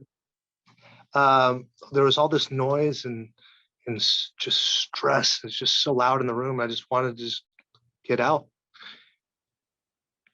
I wasn't sleeping. Here's the other factor too, was not sleeping, sleep deprivation. I would be taking like 3 Ambien, wouldn't do anything to me, right? I was up for almost 2 days. I didn't sleep that night, and I just was at the top, and I wanted to, trying to write a note, and I'm crying. I'm sobbing so loud, and my wife's sleeping in the other end of the house, and she's never ever heard me like this ever before. And she's like, "What's going on? What's going on? What's going on?" And here I am. I have a, my gun on the bed, loaded with one round. It's 45, so that's all you need. And I wanted to be done. So I'm writing this note, and I put a wedge under the door, and she, I didn't know how she did it at first, but after she told me, yeah, she pushed the wedge out with her hand, opened the door, got in. I played it off like I was just writing a note, and I was going to go, it was a goodbye note, and I got to go teach class, and she didn't see the gun on the bed. And she goes to the end of the hallway, gets her phone because something's up and off. And I put my gun in my back of my pants, and I wanted to just go finish what I wanted to write. Got in the, get in the car and just do that. She took my gun. She got behind me, threw my gun, goes over the wall, neighbors. And I just grab her and it's like, let me just finish this. I'm going to finish this. I'm going to go find a cop and finish this. And just didn't happen. Wasn't meant to be. Had some very amazing law enforcement friends that were there because I trained with a lot of law enforcement, trained a lot of them. They called in law enforcement from all different areas. The friends, like personal friends of mine, they came from all the different cities, and they were trying to find me, and they ended up getting me around this gas station. And, I've got friends. They're like, "Oh my God, I haven't seen you for years. I haven't seen you for years. Oh my God, you're best friends with my brother in high school." Blah, blah, blah, blah. Those were all the officers that came, got me, and took me in and found some help and a little respite from what I was thinking in my head. Learned some things when I worked with people there, and little by little, it's been.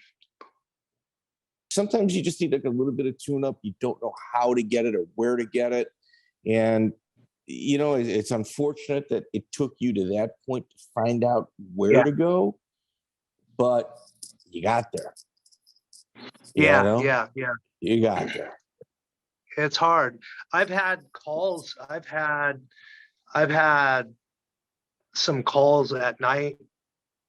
I've had some people reach out on social media in some bad spots, and just they didn't even think I would answer or respond. And I couldn't I couldn't not respond when there's something like that. When someone's reaching out like that, I couldn't not respond. I wouldn't feel correct. So people just got to understand life's hard out there, no matter where you're at. And I'm trying to teach some of my employees, the employees I have, they look at me and they see me with the people I'm with, and they see me getting on here and driving this and, owner of this and owner of that. Man, life's got to be good. No, it's just as hard for me as it is for you. The employee that just got hired, and you're the lower totem pole, you're looking at this. No, I want less responsibility. I take half of my responsibility. I'd be so happy. I want to go back to simple. But I mean, if it was easy, everybody would do it. But life, we're all in it. It doesn't matter where you're at. It's hard for all of us. It's hard for that base level employee that's just making that base pay, and he's got his phone bill, he's got his car payment, he's got his place, he's got his girl, he's got this, and for him, that world is so hard to deal with and figure out his space and how to make money and manage all that. It's difficult. And then my area is difficult because of my space has a little bit more complexities to it. And we all just need to understand that life is hard everywhere, anywhere you're at, and just enjoy the best you can with what you got. Absolutely. And in August of 2009, you made an appearance at the International Mixed Martial Arts Expo. That was actually the first time you were out in public after that incident. That's a really, really big step, man. I can't believe I did that. It was so hard to leave the house. It was, Yeah. I remember, let me get my phone. Sitting in the passenger seat, wife's driving the car, and all I could do is look out the window like that. Just that, yeah, that was challenging. You know, I think that's, in terms of bravery, you showing up there in public, it was probably a lot harder to do that than any of your fights. Yeah, for sure. Yeah. That was difficult. That was very difficult. But that's a part of the process, though. It's a part of you got to do it. It's part of the process. I know it. It's the process, and it's part of the process. I feel bad that there's these shootings nowadays, these kids and just fighters taking their lives and stuff like that. Them seeing it, at the time everything's happening, that's the world you're in, but it's not. You just need to take time and it'll pass. Take time and that too shall pass. Who was saying, there's somebody, actor, and he's sitting with other actors and they're talking about stories, and they're the upper echelon. I think it was Tom Hanks telling a story about that too shall pass. Everything will pass, and just people make these decisions when it's in the thick of it, and you just need to take a breath and just sleep on it. Yeah. You trained with Scott Smith in the past. The crazy nut, yes. How would you describe your interactions with that gentleman, who I'd love to have on here, I might add? That fucking guy, I will get him on your show if you want. Oh, dude. I guarantee you. Me He'd and be Tim good. McKenzie. He's impossible to get a hold of. Fuck. No. That he is. He gives me a genuine smile. Guys like Scott Smith, guys like Tim McKenzie, just, man, special guys. And it doesn't matter how much time goes by, how much distance, though, that's a person you could put in front of me, and no time has passed, no distance is too great. It's just like you've always been there. That's cool. Tim McKenzie, and we message each other. Here, I gotta say this honestly, this is something I'm mad at myself right now, and we all take it, I don't want to speak for everybody, but I feel like I do, is we take things for granted. We take the accessibility of what we have on our phones and the social media, like saying hi, this, that. And it's just like, oh man, it's just one of those guys that just put a smile on your face. And yeah, Scott, that's what I could say about Scott Smith. Bring your lunch to work. Crazy. Yeah, bring your lunch to work type fighter. Yep. Yeah. Just, he's a worker. He's a worker, and just tough, SOB, stone, lead-handed, hard-headed. He'll fight you at lunch. He'll fight you at lunch. SOB. Yeah. Yes, like, hey, yes. We'll handle He'll this. fight you for your lunch. Yeah. Oh, yeah, for sure. He's a straight-up man. Yeah, Jason Lambert. Another guy that just respect for days. Where's he at right now? He's we went at the dinner a little while to catch up. He was in town and caught up, and he's one of those guys to punch the clock, go to work, straight up warriors. I respect. Oh man.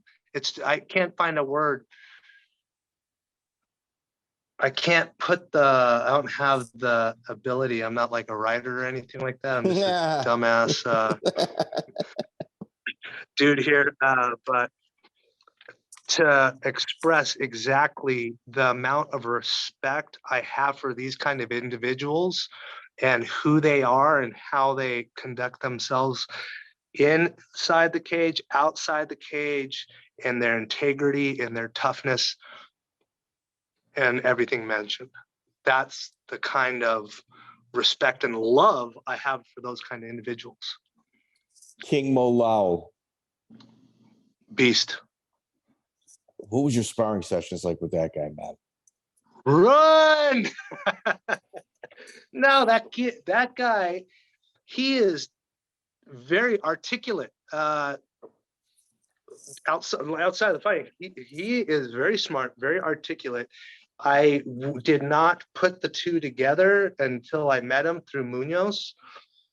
But he is not going to break. He's Anthony Lapsley multiplied. He's bigger. He's stronger. He is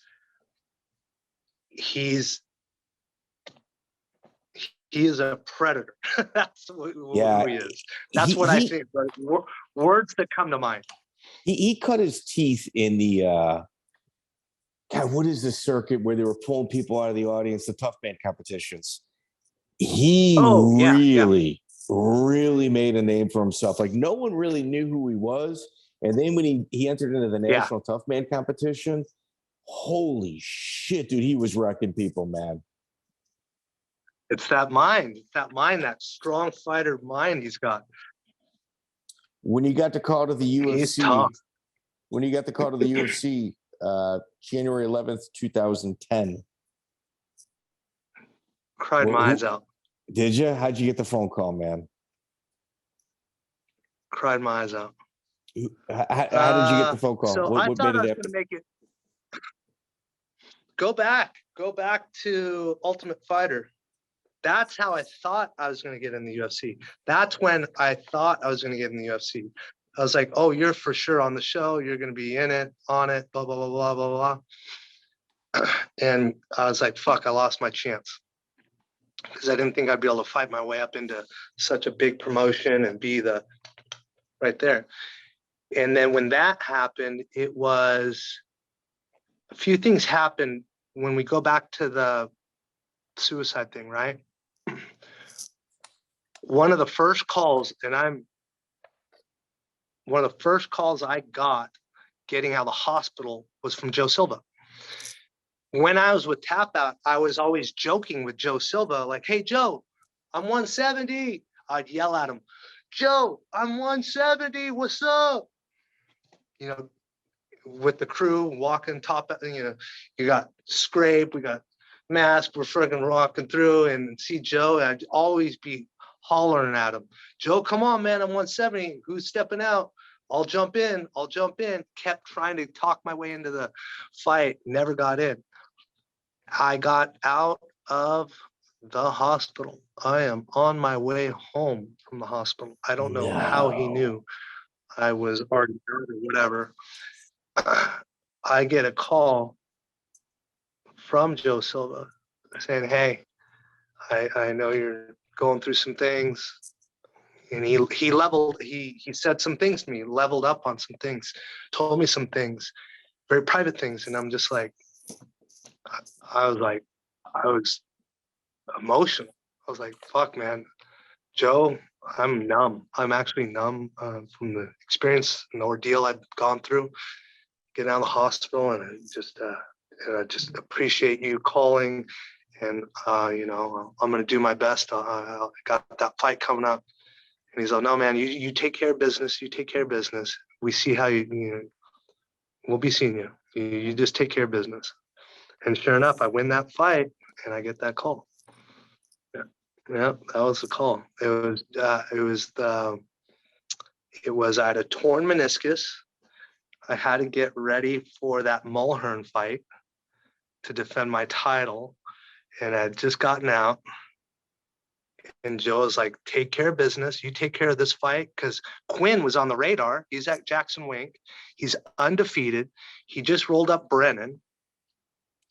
who fought in the UFC, right? Mm-hmm. So he's got the big push coming from him. And now we're on a collision course of me getting out of the freaking, that time, and just absolutely annihilated Quinn. He had no chance. He didn't have a chance when he stepped foot off the plane. He never had a chance. He was never going to win that fight, and there's nothing he could have ever done to win that fight.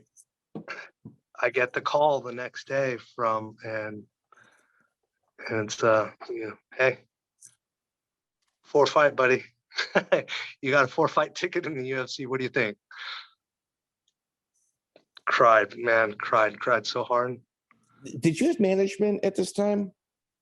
No, I had no one ever managed me. I didn't have a teacher. After I left Brennan's, I had no teacher. I did everything on my own. This is where I don't talk too much about myself of being like this or that, but I'll tell you what, I'm very proud of myself that I was able to do all of that on my own. And I'm not going to say on my own. I learned, my teachers were my students. My teachers were the other fighters I trained with and got pushed through camps. And yeah, I didn't have a manager. I did everything on my own. No one talked to dollars and cents. No one set me up fights. I got all my own. It was all on my own. I'm very proud of that. I haven't seen a lot of that. I agree. And I mean, it speaks volumes of your character. The fight that they give you is Rory McDonald, a gentleman that's 9-0. That kid. He's the 170-pound king of the cage Canadian champion. Yep. Canadian champion. You're the 170-pound United States champion. And in the UFC, you guys finally meet. Dave Lee was the instructor of McDonald's, Chris Brennan lineage. There's a lot of personal ties here, which there's a lot going on in this fight, man. Yeah. Fuck. I hit him with the right straight in the middle of that fight, and I thought I had him. Hit him and just dropped him. And I was like, I'm like, what the hell? Why didn't I run in there and just start smashing on him? I don't know. I just, man, Rory's a tough kid, strong, much stronger. I mean, he looks strong, but he's much stronger than he looks. Well, dude, he's a legend. Yeah, that kid is very. He's a UFC. Yeah, dude. I mean, he's not in the UFC Hall of Fame now, but he will be, and it's your first fight. He will be. He will be. Yeah. Yeah, he will be. He will be. That kid is strong, man. And I hit him with that right hand so freaking hard, and it put him down. I'm like, yeah. And I just kept looking at him. And I go in there, I make a mistake on the ground, give him my arm, like, fuck, that sucked. You admired your work. Sucked. Yeah, you admired your work. But live and learn. What's that? You admired your work. Yeah, I did. Yeah. That sucked. Yeah, but that's a live and learn. You ran into a lot of bad luck. Well, first and foremost, dude, socially, right now, you're on fire. I think you had Zack Smith fly you out on his private jet for this event. Yeah. Oh, yeah. That fucking Zack flew me out on a private jet. We're there in Virginia. I am crying my eyes out. Do a lot of crying. I'm not afraid to cry. Cry my eyes out. You could tell how I feel. You could tell where I'm at because I'll give you it. I'm very animated. I give exactly everything. I give everybody everything, right? I give them me. I don't hide anything. So at this time, I'm devastated. It's like, man, it took me 10 years to get here. I get here, I freaking almost get it, and I lose it. F this. I just want to get home, crying my eyes out. Zack's, he's my best friend. Zack's like, what can I do? What can I do? I'm like, dude, I just want to get home. I want to get home to my Great Dane. I have big Great Danes, right? And I just want to get home with my Great Dane and fucking call it a night. I just want to fucking go home, put my head down. And so he calls up, gets the jet fueled up, got it, the jet ready to go. We probably the only take, the only fighter on there. that card, the only fighter on that card on a private plane. You know, refusing your Taking airplane private tickets. jets, Yeah. It's like some Ric Flair move. Yeah. Yeah. Oh, yeah. So take the jet back. It's just, my cornerman. Let's see, Munoz is in the jet with me. Wife, Zack, and we're getting on the jet. It's like, hey, we're on our way home. Blah, blah, blah, blah. So we have a pet sitter staying at my house, taking care of my Dane. We touched down from Virginia, John Wayne Airport, open my phone, message I get, it's my pet sitter crying. And I'm like, on a message, I'm like, don't say it. But we lost, your Dane. And I fucking threw my phone, screaming, lost her. My dog dies. I'm like, fuck. So between me losing the fight and then flying back, my dog had passed away at the animal hospital in the middle of the night. What was the reason? And they said sepsis. I still to this day, I'm like, what the fuck? He wasn't sick. He didn't have any cuts, nothing like that. And people at the animal hospital knew me, and they're left. His name is Bishop. Left Bishop on the slab and left his room, and left him there till I got there. And so I go, and that first UFC took, that was difficult. Man, fight is, I'll lose 10 fights before I lose a dog, man. Yeah, man. I was like, fuck, this sucks. Lost my, it took me 10 years to get the UFC fight, get to my dream. I get there, I drop the ball, lose. Yeah, that freaking sucks. Go home. Now my best friend's on a slab. Like, this sucks. Yeah. Well, you did get to experience, and we're wrapping up. It's 2 hours, like past 2 hours, and we really appreciate your time. You got your hand raised against Yoshida, Zenko Yoshida. It's something that a lot of people don't ever have the opportunity. You get your hand raised in the UFC. That hit my heart. That was the tops. That was one of the biggest accomplishments. Did that with a torn meniscus. I went into the fight with the torn meniscus. I tore it in cutting weight for the fight the night of weigh-ins. I tore it. It was locking up in the hotel room, and I couldn't walk. I'd scream, couldn't do anything. That's why in that fight, if you watch that fight, after the first round, I walked back, I put my hands down. I'm like, James comes in right away. I'm like, my knee. And he knew exactly where to put the ice. He knew exactly where it, and Rogan picked up on it too. It's like, that had to be a pre-existing injury. He knew where to go with that. And he's saying his knee. But yeah, I had a torn meniscus in that fight. And to persevere through the pain, I was in so much pain because it would lock up, and I just push through it. I just bite down on the mouthpiece and just take it. I'm trying to get to my destination. My destination is that victory, that dream. I want to get my hand raised. I don't want to go two and done, because I lose that fight, I'm out of the UFC. I want to get to my dream, and I got there, and fuck. That was you got special. your hand raised. Yeah, absolutely. And the one thing that the one takeaway I have, whatever you did in the cage, cool. Whatever your fight friends, great. But you also reached out to people that were in the audience. Eric Rakusin, Hong Kong Fooey. Oh, yeah. One of your boys, man. I love that guy. Man. I love that guy. Oh, my gosh. That I got goosebumps. He's a name. I don't know. It gets so frustrated. I don't know how I could forget some of these names in these relationships. Time is tricky. If you don't keep in touch with these people, you lose track of who was there. And that is someone who was there. He was always so supportive. There's people along the way, and he was one of them.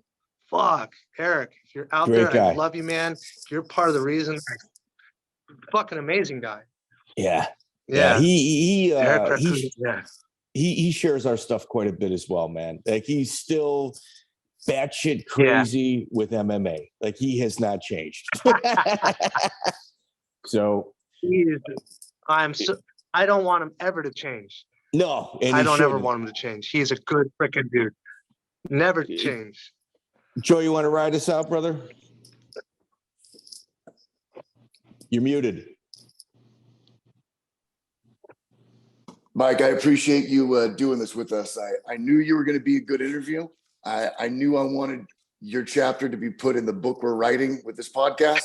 So I very much appreciate you answering when I reached out. Thank you. I appreciate you reaching out to me, man. I'm a nobody in this whole thing. No, And to That's not true. No, Yeah. not true. I'm just another dude, man. I'm out here pounding sand. Well, greatly appreciated. Dude, if you look through your DMs, you're gonna on Instagram, there might be some stalking issues on my end. I think I waited like about every 3 months. I'd send you another message. So No, dude. glad we made it happen. I don't care if I open my refrigerator door and you get in there and you hand me a Pepsi. I will be there to hug you and love you and say, thank you for the Pepsi, man. Good. Mike, appreciate it, buddy. Joey, I love stick you around. guys. Thank you for Love your you time. too, man. And dude, what you contribute to this sport is what brings us here together today, man. Thank you, brother. See you guys. Have a good one. Yep. See you, Joker. All right, bye. Okay, so that wraps up Mike Guymon. I'm going to tell you something, Joey. One, you pulled a lot of strings to get that. I think you take us through your journey and how to land that interview, because I tried. Look, I follow him on social media, and I saw that he posted a magazine where he was on the cover, and I thought he might be feeling a little bit nostalgic. So I asked you, should I reach out to him? You said yes. I reached out, and on the messages, I left a little note, and then I DM'd him and just said, hey, I'm not going to keep bugging you, but this is my name. This is our podcast. If you're interested, let me know. We definitely want you on. And he got right back to me, gave me his number, and here we are. All right. So that's how I got Josh Berkman. What I do is sometimes you got to wait. And then when they start throwing up old fights, you attack. Yeah. Pounce. Yeah, you have to. You absolutely have to, man. Man, we went over 2 hours with him. I'm going to be very direct with you. The people that were giving me information on him were like, see if we'll talk about this. See if we'll talk about that. Yeah. The people were afraid of him in the gym. Like they were legitimately like concerned, not, about him beating them up. It's just the other activities of which he addressed. Like, he really wasn't. The Ray Donovan stuff? Yes. Yeah. Yeah. There's a lot of truth to that. And it's like the people that were telling me this, they would rather kind of just, BS. It's not true, to where they came like, no, bro. No. People at times did not want him at their gym, but they were afraid to tell him. I believe it. Well, So things worked out good for him. He clearly landed on his feet, and it's good to see an ex-fighter that's successful in life after the cage. Absolutely. So, ladies and gentlemen, if you enjoy this podcast, we ask that you like, share, subscribe, but also leave a review on iTunes. I think we've had about 60,000 iTunes downloads up until this point. I think we're about coming up on a 2-year mark. And if you leave 5 stars, we'll read anything that you guys write. I don't care. Put anything you want. If it's 5 stars, I'm reading it. KJV Bible Reader, hands down, one of the best podcasts. Sub Hunter 84, great host, great and guest, great questions. This is for true MMA fans, and this is a third one that was left recently. Y'all keep the industry alive and get some great stories out of your guests through good and sometimes tough questions. We experienced that today, and also your thorough research, Sherlock Holmes of combat sports. So, ladies and gentlemen, if you could leave us a nice little review there, or if you're watching on YouTube, get heavy in the comments. It's the only way we're going to break through the algorithm. Like, it really, really is. So we appreciate it. Joey, you plugging anything, dude? You can follow me on Instagram if you want to see pictures of toddlers. This is all I do. So like, share, subscribe. That's my only plug. Excellent. We're going to get this thing up. Joey, man, like I said, open door policy for you. You keep shagging these California guys. I wish the East Coast guys, as well as the United Kingdom guys and the Canada guys, were as responsive as the California. Stop calling it shagging them, and I'll keep getting you guests. Oh. Fair enough. All right, brother. Do you think, man? Check out the full interview on iTunes, Spotify, and all major podcast platforms.